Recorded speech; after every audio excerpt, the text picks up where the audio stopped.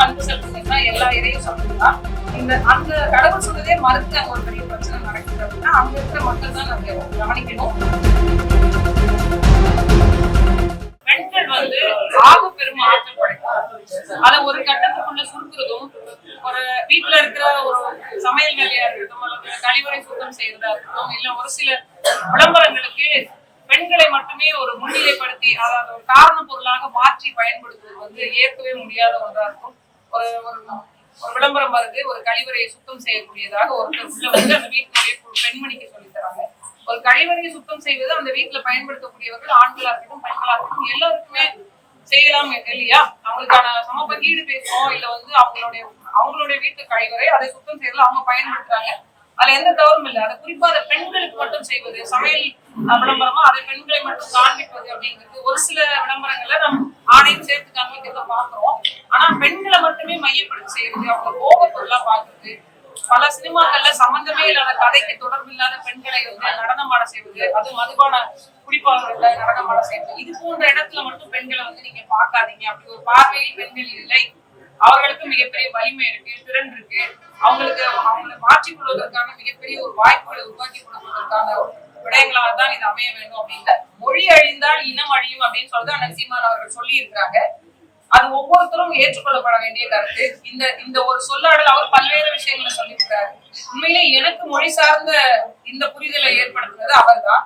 அந்த கருத்துக்களை நான் உள்வாங்கிதான் இருக்கோம். ஒரு கருத்து யார் சொன்னாங்க அப்படிங்கறத எப்படி ஏற்றுக்கொள்றோமோ அது மாதிரி அது எந்த கருத்து, அது எவ்வளவு தூரம் நம்மளுடைய வாழ்வியலுக்கு தேவை, நம்ம அடுத்த தலைமுறைக்கு அந்த வார்த்தையை கடத்தணும் அப்படிங்கிறதான தவிர அது தினசரி பேசிக்கொண்டே இருந்தாதான் நம்ம கூட இருக்கும் அப்படின்றத ஒரு முறை கேட்டாலே நம்ம உள்ளத்துக்குள்ள வந்துருச்சு அப்படின்னா அதுவேதான் நம்ம வார்த்தையை பிரதிபலிக்கும். ஒரு சரியான கருத்துக்களை ஏற்றுக்கொள்ள வேண்டியது யார் சொன்னாலும் நம்ம ஏற்றுக்கோம். எனக்கு அந்த கருத்துக்கள் மீதான ஒரு பற்றை உருவாக்குறது அவர் தான்.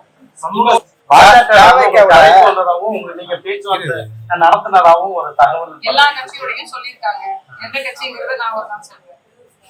இந்த திருப்பரங்குன்ற பிரச்சனையை பொறுத்த வரைக்கும் ஒரு வரலாற்று ஒரு நகர்வோட சேர்ந்து அந்த கேள்வியும் வருது. அது எந்த மலை, அது கந்தருக்கான மலையா, இல்ல உண்மையிலே அந்த சிக்கந்தர் மலையா, அப்படி இந்த மாதிரியான நிறைய சொல்லணும்.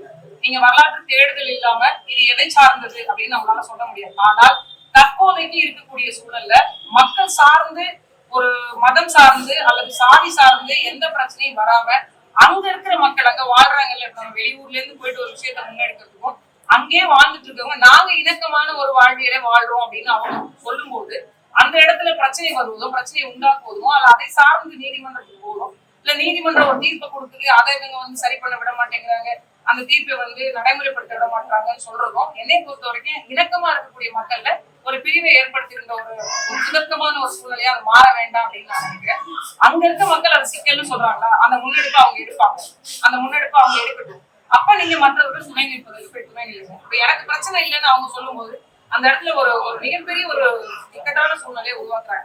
எல்லா இடத்துக்குமே ஒண்ணுதாங்க. கடவுள் அப்படிங்கிறது ஒருத்தருடைய ஆத்மத்தையும் போயிட்டு நான் இந்த இடத்துல எனக்கு வணங்குவதற்கான ஒரு இடமா நான் பார்க்கலாம், இல்ல என்னோட மன அமைதிக்கான இடமா பார்க்கலாம். எல்லா கடவுளும் சொன்னது அன்பைதான் பொறுத்திருக்கு.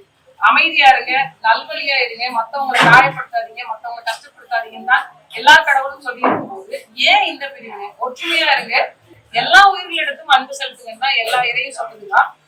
அந்த கடவுள் சொன்னதே மறுத்து அங்க ஒரு பெரிய பிரச்சனை நடக்குது அப்படின்னா அங்க இருக்கிற மக்கள் தான் அதை கவனிக்கணும். இதை வைத்து அரசியலாக்குவது என்பது முற்றிலுமாக தகர்க்கப்பட வேண்டிய ஒன்று. செய்திகளை உடனுக்குடன் தெரிந்து கொள்ள கீழ்கண்ட கேபிள் மற்றும் டிடிஹெச் நெட்வொர்க்குகளில் எம்நாடு செய்தி தொலைக்காட்சியை காணுங்கள். பாதகம் செய்பவரை கண்டால் நாம் பயம் கொள்ளலாகாது பாப்பா. மோதி மிதித்து விடு பாப்பா, அவர் முகத்தில் உமிழ்ந்து விடு பாப்பா. அண்மை செய்திகளை உடனுக்குடன் தெரிந்து கொள்ள இணைந்திருங்கள் எம்நாடு தொலைக்காட்சியுடன்.